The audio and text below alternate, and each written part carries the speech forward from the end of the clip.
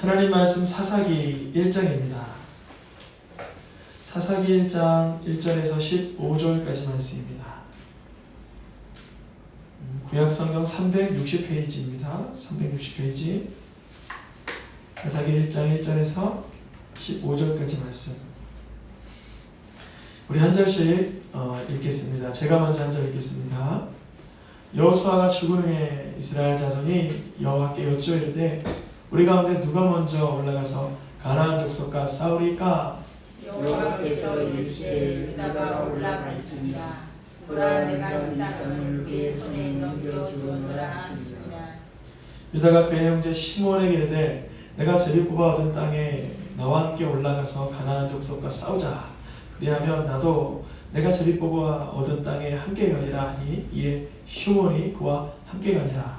유다가 올라가매 여호와께서 가나안 족속과 브리스 족속을 그들의 손에 넘겨주시니 그들이 베색에서 많은 양을 두고 베색에서 아도니 베색을 만나 그와 싸워서 가나안 족속과 브리스 족속을 죽이니 아도니 베색이 도망하니라. 그를 쫓아가서 잡아 그의 엄지손가락과 엄지발가락을 자르매 아도니 베색이 이르되 옛적에 70명의 왕들이 그들의 엄지손가락과 엄지발가락이 잘리고 내 상 아래서 먹을 것을 줍더니 하나님이 내가 행한 대로 내게 갚으시리로다 하니라. 무리가 그를 끌고 예루살렘에 이르렀더니 그가 거기서 죽었더라. 유다 자손이 예루살렘을 쳐서 점령하여 칼날로 치고 그 성을 살랐으며 그 후에 유다 자손이 내려가서 산지와 남방과 평지에 거주하는 가나안 족속과 싸웠고 유다가 또 가서 헤브론에 거주하는 가나안 족속을 쳐서 세세와 하이론과 갈멜을 죽였더라. 헤브론의 본 이름은 기럇-아르바였더라. 거기서 나아가서 드빌 주민들을 쳤으니 드빌의 본 이름은 기럇세벨이라. 갈렙이 말하기를 기럇세벨을 쳐서 그것을 점령하는 자에게는 몇 달 약속서를 안으로 주리라 하였더니 갈렙의 아우 그나스의 아들인 온니엘이 그것을 점령하였으므로 갈렙이 그의 딸 악사를 그에게 아내로 주었더라. 악사가 출가할 때에 청하여 자기 아버지에게 밭을 구하자 하고 난 위에서 내림에 갈렙이 묻되 내가 무엇을 원하느냐 하니 읽겠습니다. 이르되 내게 복을 주소서. 아버지께서 나를 남방으로 보내시니 샘물도 내게 주소서 하매 갈렙이 이셈과 아네셈을 그에게 주었더라. 아멘. 수요예배 현장 예배로 되니까 너무 좋은 것 같습니다. 현장에서 이렇게 권사님, 장로님, 또 집사님, 성도님, 또 어린아이들 이렇게 인사 나누고 얼굴 뵐 수 있음이 참 기쁨입니다. 그동안 2달 동안 이렇게 영상으로 전송하느라 이렇게 공간 안에서는 좀 약간의 적막함이 있어서 말씀 전하기가 힘겨울 때도 있었는데 주님께서 조금씩 은혜를 더 주시니 감사합니다. 계속적으로 이 감염병이 이렇게 사라지고 또 치료제도 개발돼서 하나님을 예배하는 이 시간이 얼마나 소중했는지 우리가 깨달은 이 시점에서 하나님께서 더 은혜 주셔서 우리가 모이기 힘쓰고 예배하고 말씀 듣고 하나님께 영광 올려드리기를 축원합니다. 지난 시간까지 요한복음을 한 2년 가까이 1년 6개월 정도 말씀을 전했습니다. 주제는 뭐였냐면 예수님이 구주시다. 예수님이 바로 우리를 위해 하나님께서 보내주신 메시아이시다. 그리고 그분은 오늘도 성령 하나님으로 살아 역사하신다. 이 말씀을 증거했습니다. 요한복음이 끝나면 그 다음 장은 성경 순서는 어디죠? 마태복음, 마가복음, 누가복음, 요한복음 다음에 사도행전이잖아요.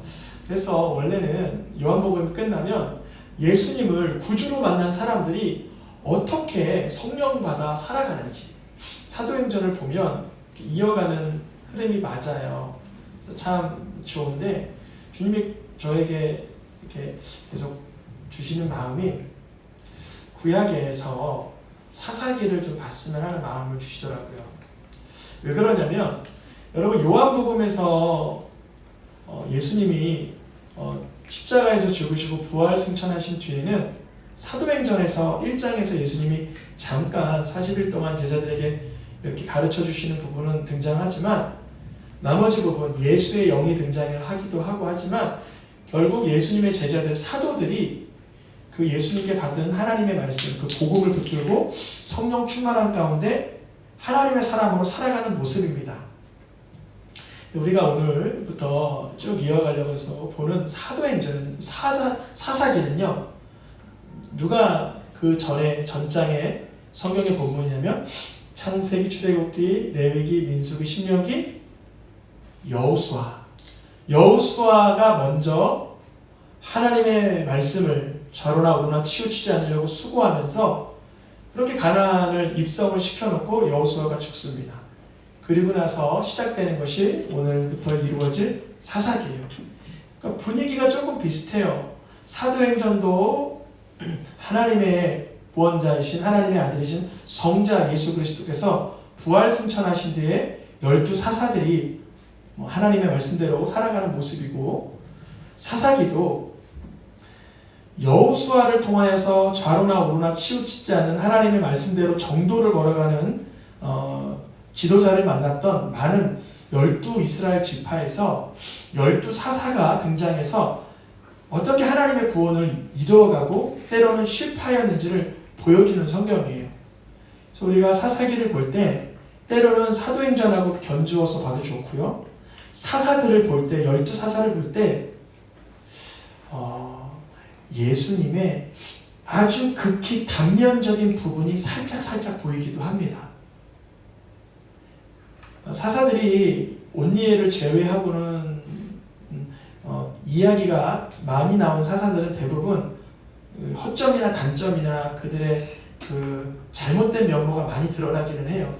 뭐 우상을 숭배한다든지 교만한다든지 이렇게 쾌락을 좋아한다든지 그런 모습이 등장을 하긴 하지만 그 사사들에게서 아주 부분적으로 예수님의 구원하시는 장면을 조금씩 보여주고 있어요. 그래서 사사기를 하는 이유는 뭐냐면 이 사사들을 통해서 12사사를 다 다루지 못해요. 왜냐면 그 중에 한 6명 정도는 이야기가 굵직해서 다룰 수 있는 내용이 많은데 몇몇 사사는 그냥 소모는 막대기로 죽였다 이게 전부거든요. 그러니까 특별히 우리가 자세히 보지 못할 수도 있지만 사사들이 이야기가 진행되면서 또 그 속에서 백성들이 때로는 하나님의 뜻대로 회개하기도 하고 이런 모습 보면서 예수님을 우리가 조금 더 선명하게 조금 더 귀하게 바라볼 수 있는 기회가 될 줄 믿습니다. 요한복음을 마치고 오늘부터 사사기 강에 들어가는데요. 사사기에서는요. 여호수아로 인하여 이제 다 가나안 땅에 입성하게 되는 세대들이에요. 이들이 이제 이전에는 영토가 없었잖아요. 이스라엘 백성들이 영토가 없었잖아요. 우리 새생명교회도 그동안 표현을 하자면 그렇지만 부동산이 없었잖아요. 부동산. 아파트에서는 임대 아파트였고 고매동에서는 사실 어떻게 표현할지 문서가 없이 지냈어요. 특별히 어떤 비용을 특별히 들이지도 않았지만 문서가 없이 있었어요. 여기 그 영천동에 오면서 여기는 이제 빌딩이기 때문에 그런 어떤 부동산적인 계약과 서류들이 마련됐잖아요. 우리만의 그 일정한 공간이 마련됐습니다. 이스라엘 백성들이 수백 년 동안 인구만 늘려왔지 그들이 가나안 땅에서 살다가 70여 명의 인구로 애굽으로 내려갔다가는 400년 동안 인구가 수십만 명, 거의 100만이 넘어가는 숫자에 이를 때까지 그들의 그 터전, 영토가 없었습니다. 그래서 이들이 이제 여호수아를 이제 선두하여 처음에는 모세를 선두하여서 들어가려고 했다가 모세는 죽고 이제 여호수아를 통하여서 가나안 땅이 확보되는 지금 그런 상황이에요. 이들에게 지금 있는 게 뭐냐면 백성의 넉넉함이 있죠. 수십만이 있으니까 백성이 있죠. 둘째로는 광야를 통해서 그 레위기 말씀을 받고 하였기 때문에 이들에게 하나님의 언약 말씀이 있습니다. 백성도 있고 하나님의 말씀도 있고 세 번째는 영토가 주어졌어요. 그래서 이들이 이제 사사기에서 보여줘야 되는 건 뭐냐면 하나님이 주신 말씀을 붙들고 하나님의 말씀대로 각 지파별로 하나님의 사람 됨, 그 본이 되는 모습, 그 복된 모습을 드러내며 살면 참 좋은 거예요.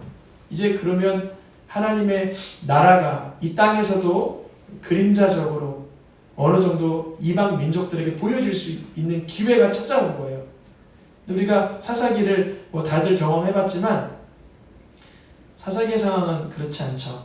반대죠. 이들이 국민도 많고 땅도 어느 정도 완전 정복된 땅은 아니지만 어느 정도 확보가 되고 하나님의 말씀도 있지만 오히려 이스라엘 백성들이 가나안 사람인지 이스라엘 사람인지 모를 정도로 뒤섞여 버립니다. 우리 새생명교회 이 영천동으로 오면서 섞이지 않고 하나님의 사람으로의 하늘의 권세를 누리길 축원합니다. 가나안 땅에 들어가서 하나님께서 항상 이렇게 말씀하신 것은 그들의 풍습과 문화, 그들과 언약과 약속을 맺지 말고 진멸하라고 하셨어요. 우리가 이제 이 도심으로 나왔어요. 여기 와서 더 하나님의 말씀에 집중하고 기도함으로 영역이 풍성해지기를 축원합니다. 하나님께서는 그 사사 시대가 쭉 진행되는 동안 정말 하나님의 사람으로 하면 안 되는 모습, 뭐 나시린으로서는 도저히 그렇게 살면 안 되는 모습을 보여줌에도 불구하고 하나님은 부르짖으면 구원시켜 주시고 위기의 상황이면 또 구원시켜 주고 그러세요. 이게 왜 그럴까? 그 이유는 사실 한 가지입니다. 창세기에서 아브라함과 맺었던 언약이 있어서 그래요. 하나님은 그 약속을 지키시길 원하는 거예요. 같이 읽어볼까요? 내가 너로 큰 민족을 이루고 내게 복을 주어 내 이름을 창대하게 하리니 너는 복이 될지라. 하나님께서 아브라함에게 주셨던 이 언약이 야곱으로 또 이스라엘이라는 그 12지파로서 이것을 감당해야 되기 때문에 때로는 하나님 보시기에 정말 안타까운 그런 상황에도 기다리셨다가 그들이 부르짖으면 구원자를 보내주시는 사람들이 바로 사사입니다. 사사들은 군사적으로 이제 외부에서 침략이 올 때 그들을 그런 어려움에서도 구원하고 때로는 이렇게 백성들이 어려운 문제를 가져오면 이렇게 판단을 해주기도 하는 그런 직임이 바로 사사들입니다. 사사기의 명칭은 그 12사사들이 활약한 그 이야기다 해서 사사기입니다. 오늘 본문에서 시작을 이렇게 합니다. 사사기 1장 1절에서 누가 죽은 후에? 여호수아가 죽은 후에. 여호수아가 어떤 사람이죠? 하나님의 말씀을 붙들고 좌로나 우로나 치우치지 않으려고 애를 쓰고 죽기 전에 유언으로 백성들에게 너희는 이방신을 섬기랴 아니면 하나님을 섬기랴 택하랴 하면서 아주 강하게 하나님의 말씀 가운데 하나님을 믿으며 살아야 된다는 백성들에게 교훈을 줬던 사람인데요.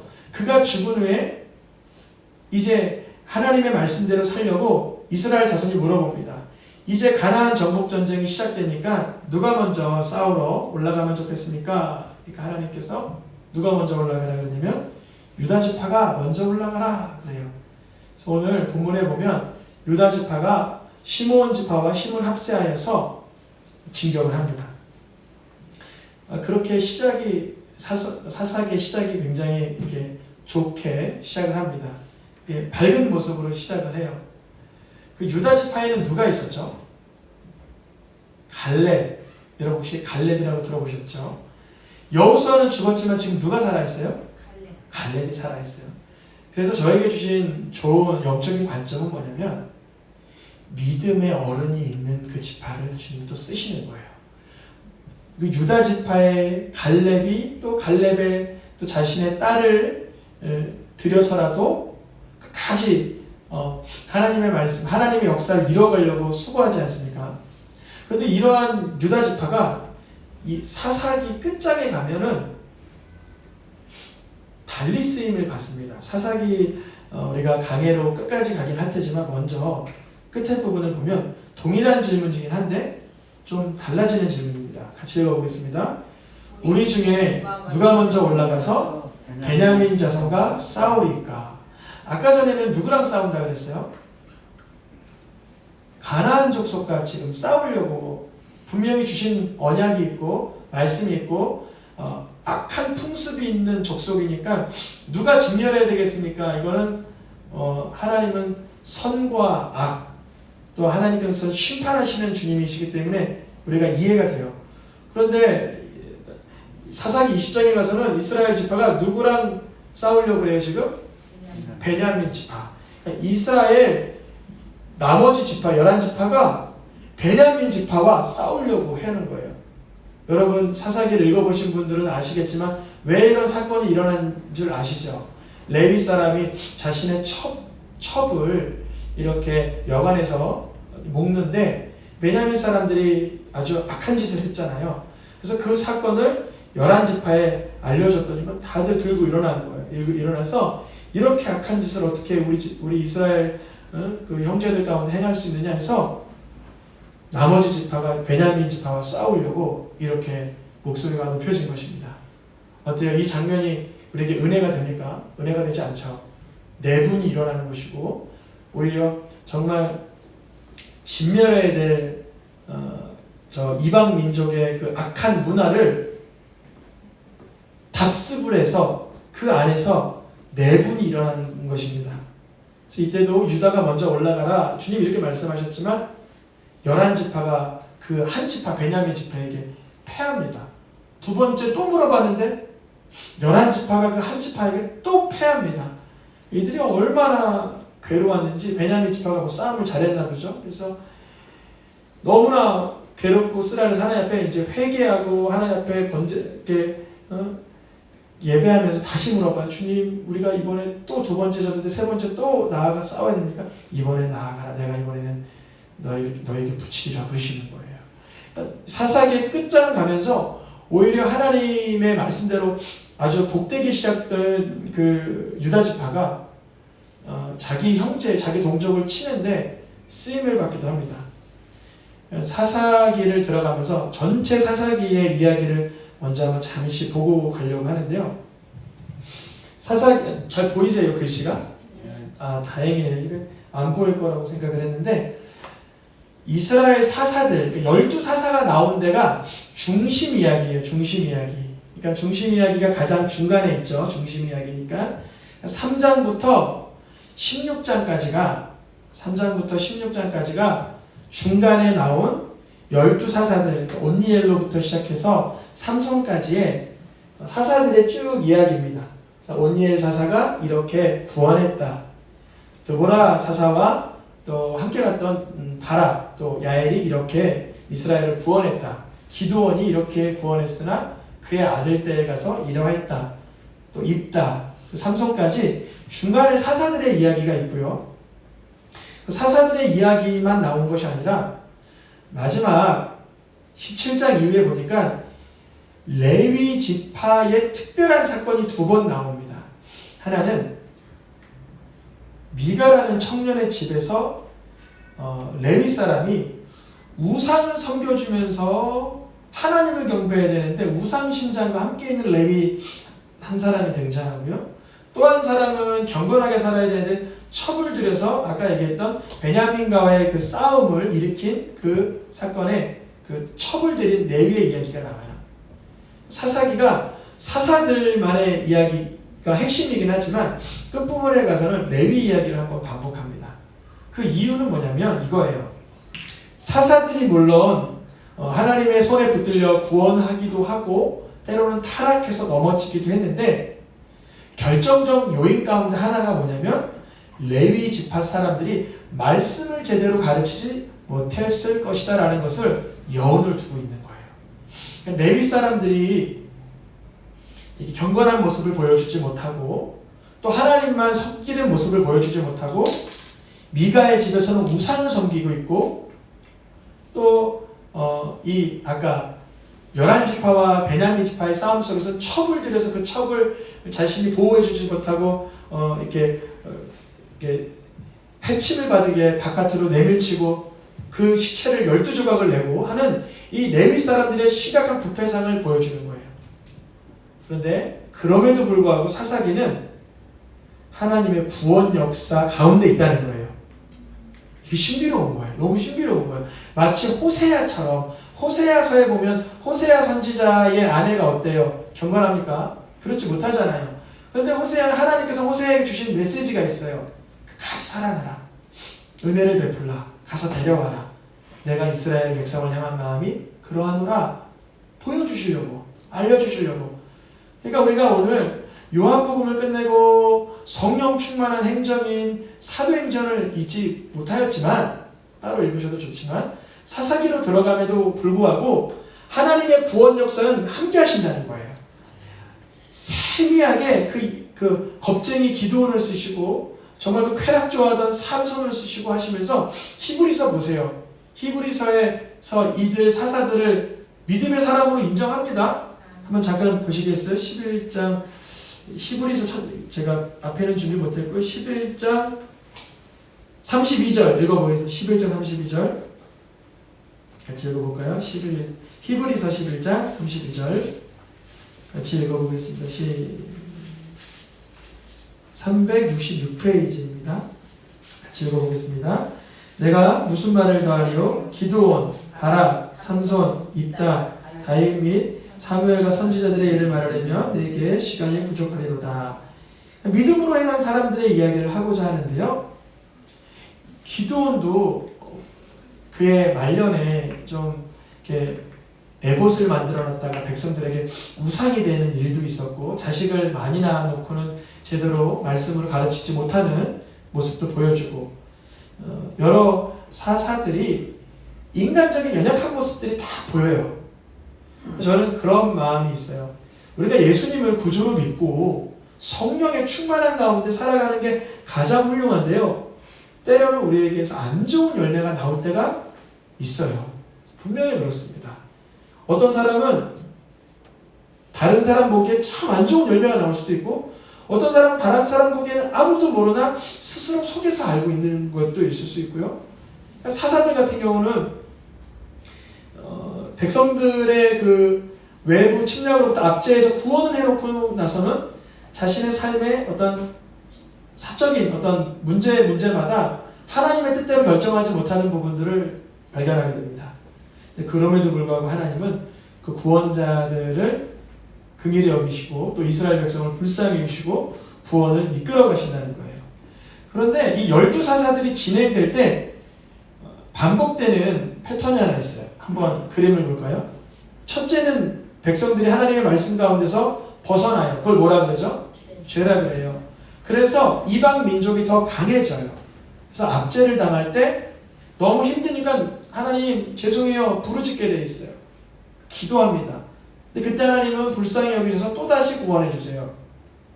그런데 내가 하나님의 말씀을 떠나 괴로움 가운데 살았던 그 시간을 잊어버려요. 그럼 이것이 뭐 6, 7번 정도 반복되게 나와요. 12사사지만 그 메시지를 끌어서 당겨놓으면 한 7번 정도 반복이 돼요. 그런데요, 반복되면 반복돼서 점점 이게 더 타락의 골이 깊어집니다. 우리 여러분, 예수님을 믿고 내게서 떨어지지 않는 죄악들을 하나님 앞에 간구함으로 빨리 파쇄시키고 태워버리고 멀리하시고 끊어버리고 성령의 충만한 대로 나아가시길 축원합니다. 사단은요, 이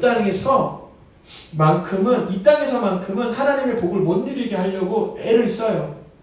아주 예수 믿는 사람이 이 땅에서 하나님의 영광을 드러내지 못하도록 아주 그렇게 공격을 합니다.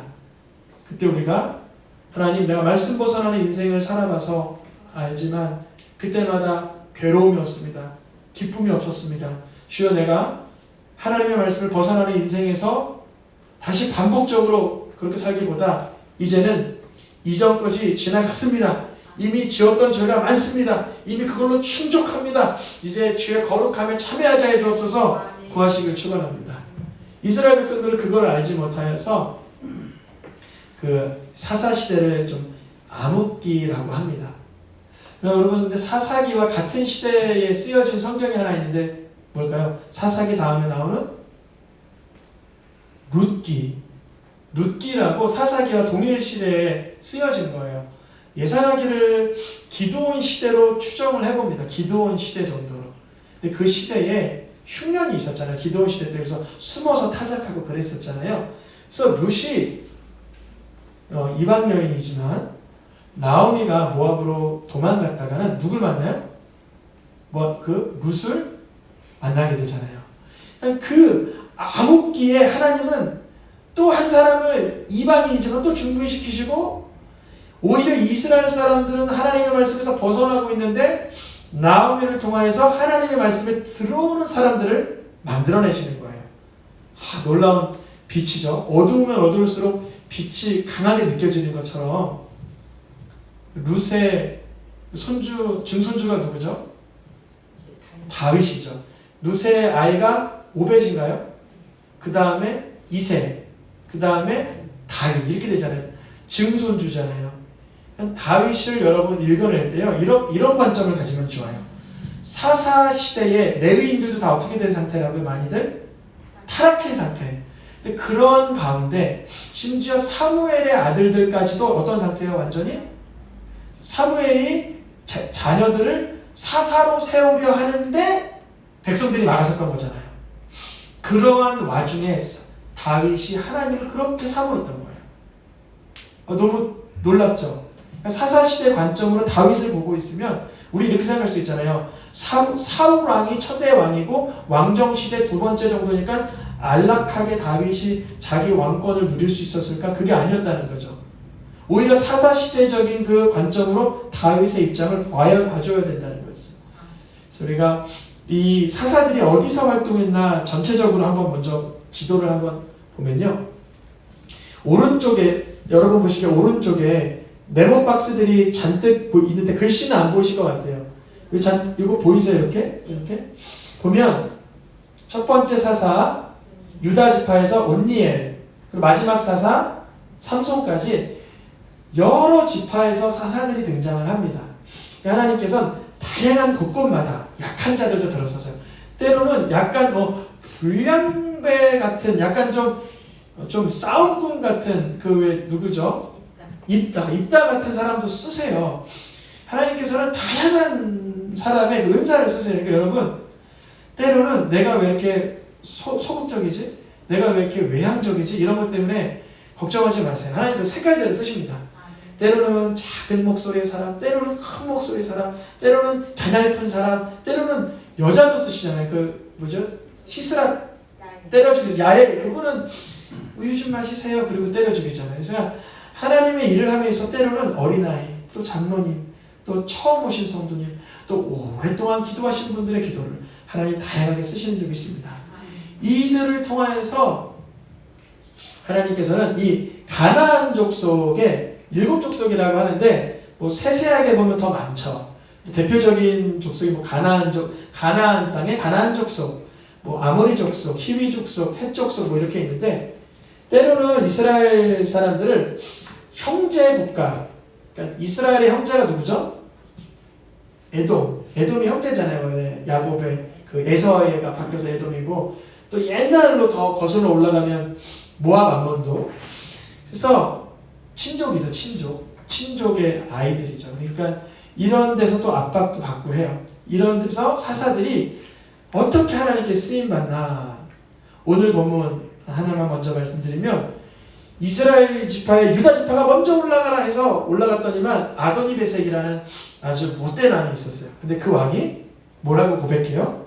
진멸을 받을 때 읽어보겠습니다. 하나님이 내가 행한 대로 내게 갚으심이로다. 여러분 이런 말씀을 읽을 때 우리가 앞에 어떻게 손가락을 잘라? 발가락을 잘라? 굉장히 아팠겠다. 용서해주지 못하고 왜 그랬을까? 우리 관점인데요. 근데 영적인 영혼의 관점 보면 이 아도니베섹이 이 고통 가운데 하나님이 내가 행하신 대로 갚았다 이 땅에서 죽기 전에 이게 회개라고 볼 수는 없지만 자기의 상태를 돌이켜볼 수 있는 기회는 된다는 거죠.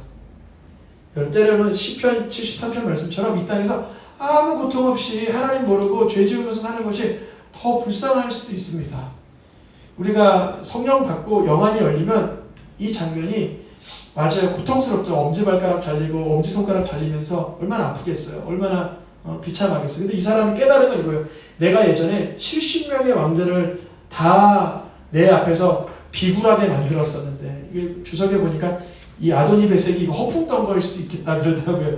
딱 70명이 되진 않을 텐데 좀 이렇게 과하게 말한 숫자일 수도 있지 않나 이렇게 해서 어쨌든 뭐 70명이든 뭐 65명이든 아주 악한 짓을 많이 했다고 스스로 알고 있는 거예요.